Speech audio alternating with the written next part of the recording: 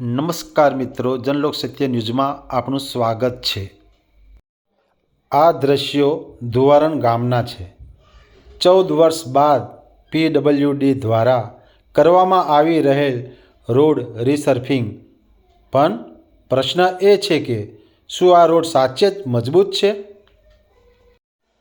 રોડની નીચે પસાર થતી ગટર અને પાણીની લાઈનોમાંથી લીકેજ છે, પણ એ બંધ કર્યા વગર જ ઉપર રોડ બનાવી દેવાયો।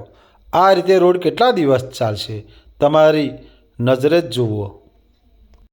આ છે રોડની સાઈડો, માટી હટાવ્યા વગર જ રોડ બનાવી દેવામાં આવ્યો। રોડ બનાવતા પહેલાં નિયમ મુજબ માટી સાફ કરવી જોઈએ, પાયો તૈયાર કરવો જોઈએ, પણ અહીં એવું કંઈ જ થયું નથી।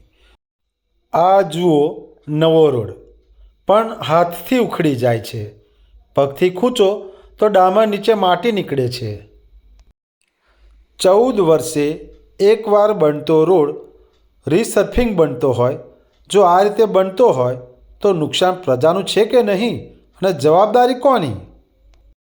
ફક્ત કેમિકલવાળું પાણી છાંટ્યું ન છાંટ્યું, અહીં લેયર વગર ફક્ત ઉપરથી કપચી સાથે ડામર પાથરી દેવાયો।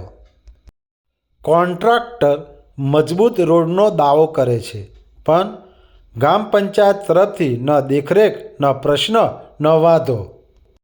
ધુવારન બજારથી ઉગમણાપુરા રોડ અને બીજો ઉગમણાપુરાથી કાલાકોઈ રોડ, એમ 2 રીસર્ફિંગ રોડ બનાવવામાં આવે છે। બંને રોડનું બજેટ અલગ અલગ છે। એક ચર્ચાનો વિષય એ પણ બન્યો છે કે 14 વર્ષે રોડ આવ્યો પણ એ રીસર્ફિંગ કેમ? વચલા વર્ષોમાં શું નવો રોડ ખવાઈ ગયો હશે? જો કે આ વિષય જમીન સાથે તો હોવું જોઈએ ને। આ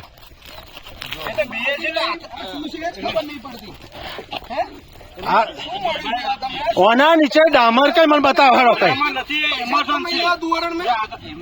તો એ શું કામનું આવે? પણ જે રોડ સાથે કનેક્ટ ના થાય, ડામર નથી સર, ઇમરજન્સી સફાઈ કરી નાખજો। પણ એનું એ જ કર્યું તમે, ઇમરજન્સી ડામર છે જ નહીં। કશું ઇમરજન્સી નહીં, તમે 2 દાડા પછી એનું કામ શું આવે? એને બોરિંગ કરવા માટે હોય, એનાથી શું ફરક પડે? એનાથી ફેર પડે તો સરકાર આપ્યું ને, ઇમરજન્સી તો એમને એમ તો નહીં આપ્યું। વાત બરાબર, પણ શું ફરક પડે? જે સક્સેસ હોય ને બોરિંગ થાય, હા એટલા માટે હોય લીધું। એ રાઈટ, ડામર આ વખત નથી લીધો, આ એસ્ટિમેટમાં નથી, ડામર ઉપર ટેકવર નથી લઈ ગયો। ડામર ના કરતું હતું એવું, કોની એસ્ટિમેટ નકલ કરી? અને સરકારે તમને દળમાં નાખવાનું કીધું। દરમાં ક્યાં છે આ રહ્યો દળ, જુઓ અહીંયા શું છે? આ શું છે? આ શું છે? દળ નહીં તો શું છે? આ શું છે? તમે કયું નાખ્યું? આ શું છે? આ દળ જ છે નીચે? અરે દળ જ છે બાપુ, શું તમે સમજો? અમે એલિગઢ થી આલ્યા કઈ? ધુવારન બજારથી ઉગમણાપુરા સુધી જતો રોડ ગંભીર ખામીઓ જોવા મળે છે। એક તો રોડ કામ શરૂ કરતાં પહેલાં માટી જૂના રોડની યોગ્ય સફાઈ કરવામાં આવી નથી।